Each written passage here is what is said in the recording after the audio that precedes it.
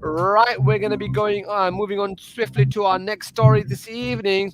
We got two stories, brief stories in this half an hour, inshallah. We're going to go straight over and we're going to be speaking to Brother Ahmed Hussein from MPAC, inshallah ta'ala. And we're going to be covering a story which hopefully is one step in the right direction as the people continue to challenge the British government. The court rules that the British government illegally has deprived a woman of her British citizenship. Now, this is a very, very controversial set of legislation that the British government is just pressing ahead with, right?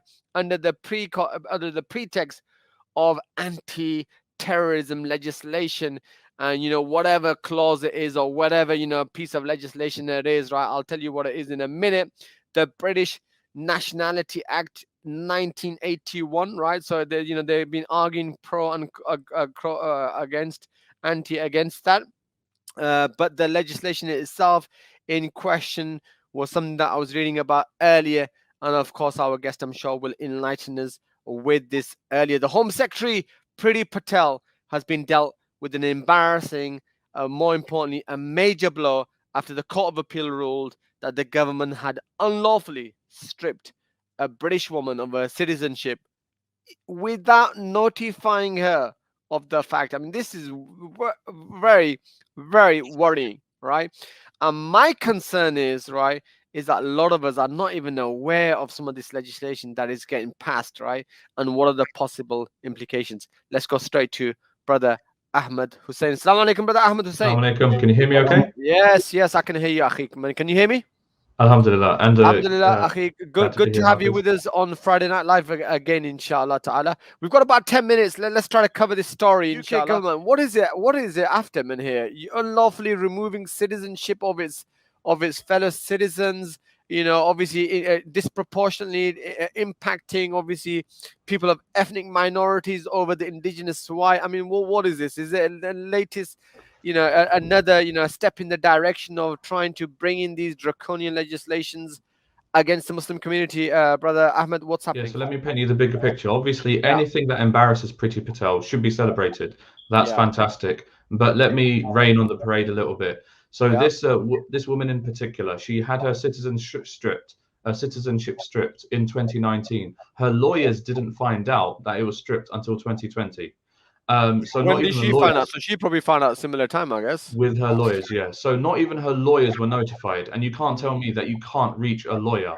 So Mm. that was how the case was initially dealt with, and Alhamdulillah, she won in this individual case. But the bigger picture is this: in terms of not notifying individuals when their citizenship has been stripped, Well, this is going to be. even we can step one point before that. I mean, why on earth has someone's citizenship been stripped in the first place?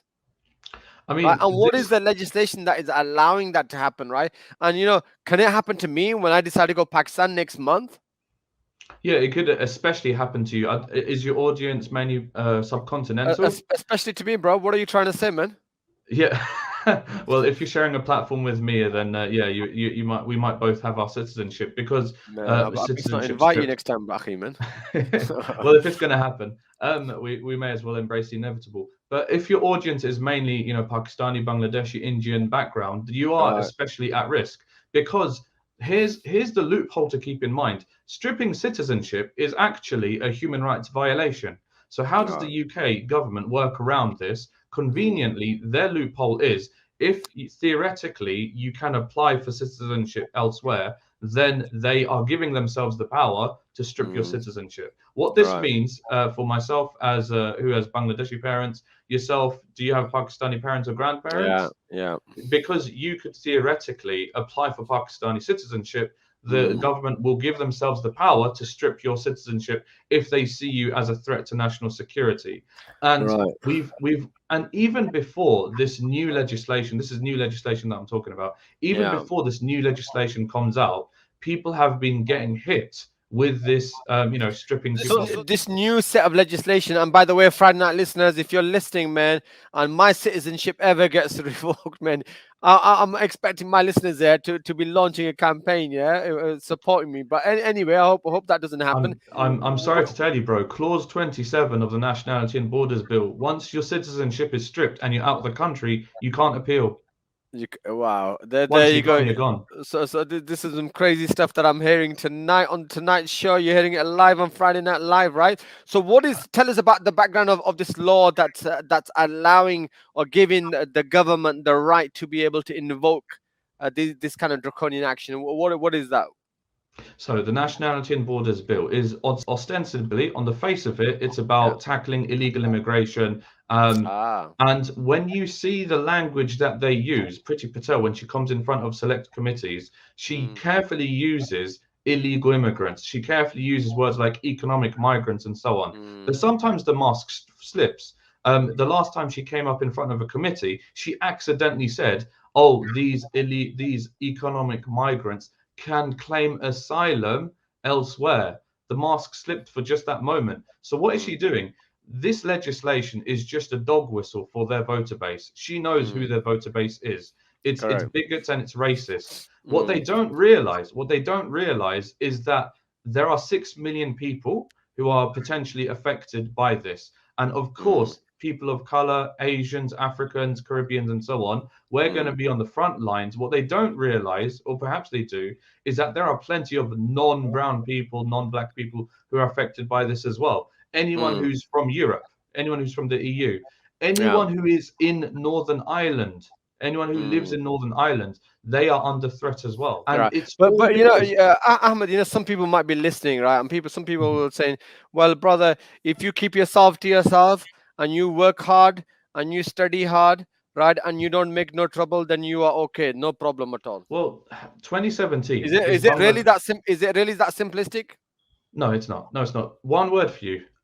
Mm, Windrush, the Windrush mm, scandal. So the Windrush scandal, the Windrush generation, sorry, were basically people who had come from the Caribbean from the 40s all the way up to the 70s, and then in 1971 they were given the legal right to remain.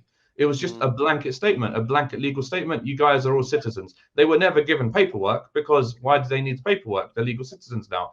And then in mm, 2012, again, dog whistling to their voters, the hostile environment starts 2012 onwards. Suddenly this Windrush generation who are never given paperwork to show that they're legal citizens, they start getting messages, emails, texts saying that go back home. It's like those messages from TV yeah. Sorry, from Ahmed. government, yeah, sorry, from government saying go back home, and some of those people were even deported. Mm, And so, mm, just bringing some context in here, if the government can look at you and think that they can use you as a scapegoat, as an excuse to score some cheap political points, they will do so. This past couple of years with the COVID parties and the backstabbing and so on has shown us so clearly. Do you, brother, tell me, do you really want to trust the security of your citizenship and your children's citizenship with these people's hands, in these people's mm, hands? Tell me. mm.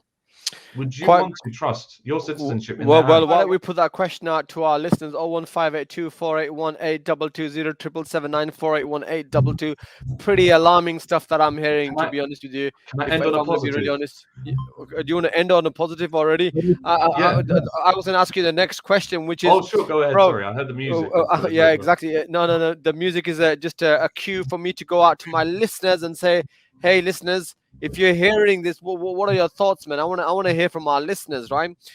Because this is pretty alarming stuff, and I'm telling you, it's happening very, very slowly in the background, right? Question for you, Ahmed, bro. Because last question, because my next guest has joined.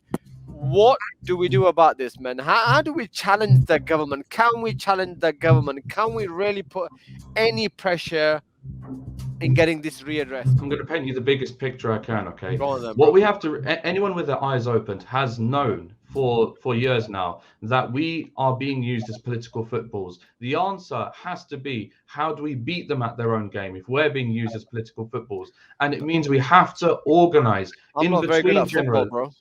Well, that's even better then, because this ain't football. But All right, good. it just means you get kicked all the harder if you don't play the game right. We need to All right. play the game right. Between elections, We, the Muslim community, have to build and organize coalitions. So then, when elections come, and bro, you tell me if I'm if this doesn't sound familiar, but each election, aren't you tired of thinking who's the least evil, who's the lesser evil? Bro, I thought they were all the same, man. To be Exactly. honest with We you. need to do away with that. We need to Uh, between elections, we need to build coalitions. And this nationality and borders bill, Alhamdulillah, they plan, but Allah plans. There is a right. coalition being built around this.